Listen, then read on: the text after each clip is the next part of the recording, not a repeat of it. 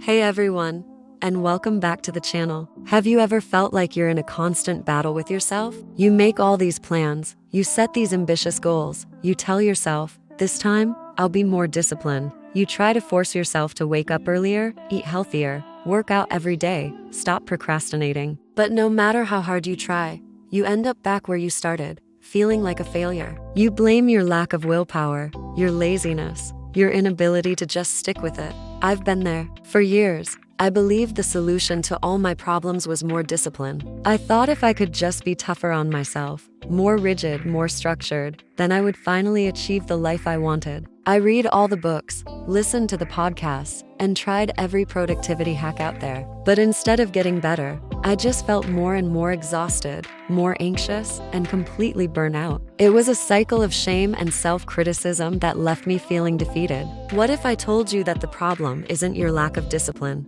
What if the real reason you're struggling isn't because you're lazy, but because your body doesn't feel safe? It sounds a little strange at first, I know, but stick with me, because this one shift in perspective completely changed my life, and I think it might change yours too. Let's talk about our nervous system. Think of it as your body's internal alarm system. Its number one job is to keep you alive and safe. It's constantly scanning your environment, both internal and external, for any signs of threat. When it detects danger, it triggers what we all know as the fight, flight, or freeze response. Your heart races, your muscles tense up, your breathing gets shallow. This is your body preparing to deal with an immediate threat, like a lion chasing you. The thing is, our modern lives are filled with things our nervous system perceives as threats, even if they aren't life or death. A stressful work deadline, a difficult conversation, financial worries, or even just the constant pressure we put on ourselves to be perfect. All of these can trigger that same ancient survival response.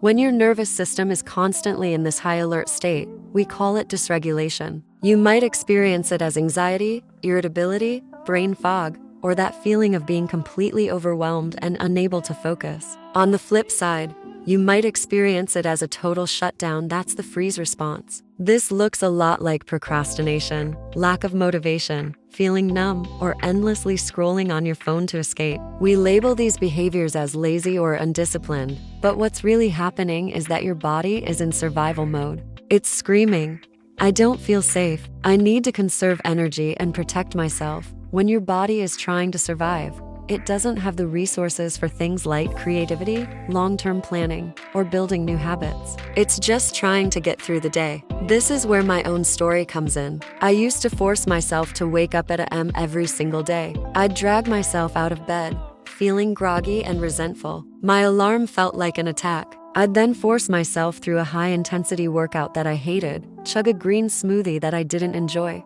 and sit down to a to-do list that felt a mile long. I called it discipline, but really, it was a form of self-punishment. My body was interpreting this rigid, demanding routine as a threat. That's why I'd eventually crash. I'd hit a point where I couldn't do it anymore. I'd sleep in, order takeout, and binge watch TV for a whole weekend, feeling guilty the entire time. I thought I was failing at discipline, but my body was just desperately trying to find safety and rest. It was a cry for help. The big turning point for me was when I stopped asking, how can I be more disciplined? And started asking, how can I help my body feel safe? This changed everything. It shifted the focus from force and control to compassion and care. Instead of fighting against my body, I started working with it. So, what does creating safety actually look like in practice? It's not about letting yourself off the hook completely. It is about building a foundation of regulation so that you have the capacity to pursue your goals from a place of stability, not stress. Let's break down some simple, practical ways you can start creating that safety for your nervous system. The first and most powerful tool is your breath. When we're stressed, our breathing becomes shallow and quick. By consciously slowing it down, you send a direct signal to your brain that you're safe. A simple technique is the physiological sigh. Inhale deeply through your nose, then take another short sip of air at the top, and then exhale slowly and completely through your mouth. Do this 2 or 3 times. It's a scientifically proven way to instantly calm your nervous system.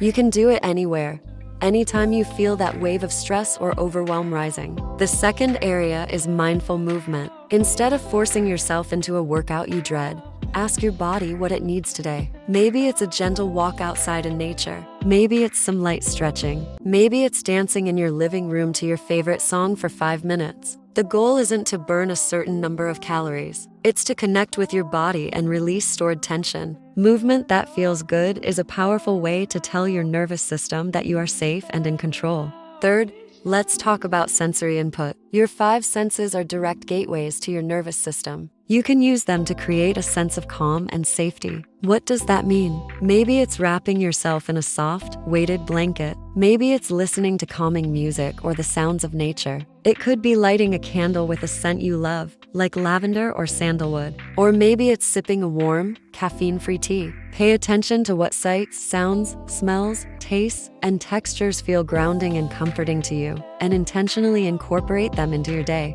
These small acts of self-care are not indulgences. They are essential tools for regulation. And finally, a crucial piece of the puzzle is self-compassion. This means changing the way you talk to yourself. When you find yourself procrastinating, instead of saying, "Ugh, I'm so lazy, what's wrong with me?" try asking, "What do I need right now? Why might my body be resisting this task? Does it feel too big? Do I need a break?" When you treat yourself with kindness instead of criticism, you remove a major source of internal stress. You stop being your own biggest threat. Remember, your body isn't your enemy. It's your wisest ally, and it's always communicating with you. Procrastination, fatigue, and anxiety aren't moral failings. They are signals. They are invitations to pause, listen, and offer yourself the safety you need. When I started implementing these practices, the change wasn't immediate, but it was profound. I stopped forcing the alarms and started listening to my body's natural rhythm.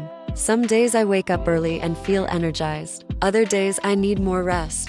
And that's okay. I found forms of movement that I genuinely enjoy. My productivity didn't plummet like I feared it would. In fact, it soared. Because when I approached my work from a place of feeling rested and regulated, I was more focused, creative, and efficient. I was no longer wasting all my energy just fighting myself. The ultimate goal is to create a life where you feel safe enough to thrive, not just survive. It's about building resilience so that when life inevitably throws you challenges, you have the inner resources to navigate them without completely shutting down. Discipline isn't about white-knuckling your way through a life you hate. True, sustainable discipline grows naturally from a foundation of safety, trust, and self-respect. It's the freedom to choose what's best for you, not the obligation to follow a set of rigid rules. So, my invitation to you today is to take a pause. The next time you feel that urge to criticize yourself for being undisciplined, get curious instead. Ask yourself, what if my body is just trying to tell me it needs safety? And then, gently and compassionately, try to give it what it needs. Take a few deep breaths. Go for a short walk. Talk to yourself like you would a dear friend. You might be amazed at what happens when you stop fighting and start listening. If this message resonated with you, please let me know in the comments. I'd love to hear about your own journey with discipline and self-care. Thank you so much for watching and for being here.